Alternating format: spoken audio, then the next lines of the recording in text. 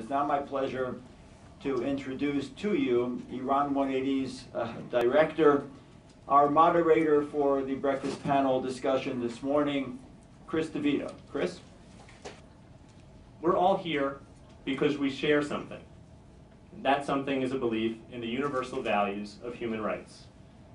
These values aren't sectarian, they aren't national, they aren't gender-based. These values are the product of a natural and a very human desire. This is a desire to recognize the dignity and value of people. At its heart, this is the value that animates our democracy and the values that animates the democratic governments and pro-democracy movements the world over. So it was 63 years ago tomorrow that the United Nations ratified the Universal Declaration of Human Rights. I've been rereading the document over the past several days, and it's truly remarkable. And it's also short. So I highly recommend that you look it up and dedicate the 10 minutes that it will take to read it. Religious freedom, Article 18, is a right. Independent labor organizing is a right. Access to education is a right. And of course, free expression is a right. It's important to note that our conception of human rights is consistently evolving. And luckily, we are now moving towards new international norms that establish internet freedom and sexual identity as universally protected rights as well. It is all of these rights that are consistently violated in Iran. We have a distinguished panel with us today to help us understand these violations and also to help us understand how we can move beyond simply raising awareness towards effective action. Starting us off will be Gissou Nia of the Iran Human Rights Documentation Center. Ms. Nia will offer us a broad overview of the issues and some provocative ideas about what comes after raising awareness. No post-conflict society can progress unless there is real justice for victims of a brutal regime, coupled with pardons and forgiveness for lower-ranking members of that regime that perpetrated abuses, yet are the classmates, colleagues, neighbors, and sometimes even family of the victims of that regime. This dual process needs to happen so that people in a society can live side by side in peace. Since one aim of Iran 180's mission calls for human rights for the Iranian people, I again urge that Iran's human rights situation not be a sidebar. It should not be used as a tool for other agendas. Human rights is what policymakers should be concerned with right now.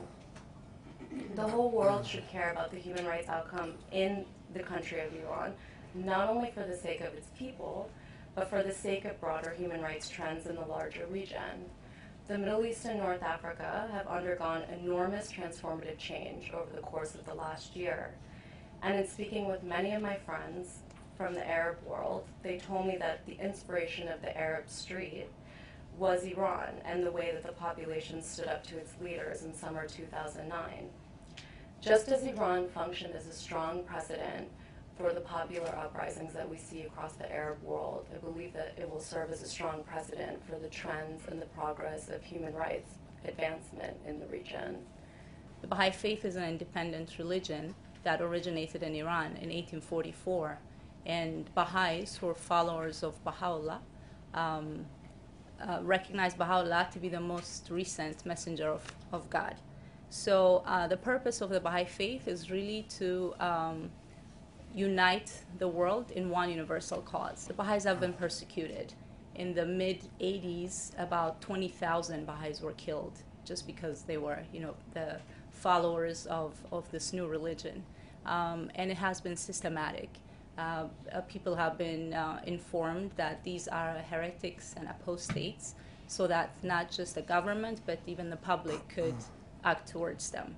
And so such has been their case since the beginning. It's very systematic, and so now is the deprivation of education of any kind. Students cannot go to school. It would be, or if they do, they will find, as soon as they find out that they're Baha'is, then they will be expelled right away. Right now, the Baha'is are held under the accusation of spying for Israel.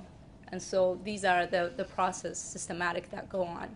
So the Baha'is work closely with the United Nations, just to tell you where we are.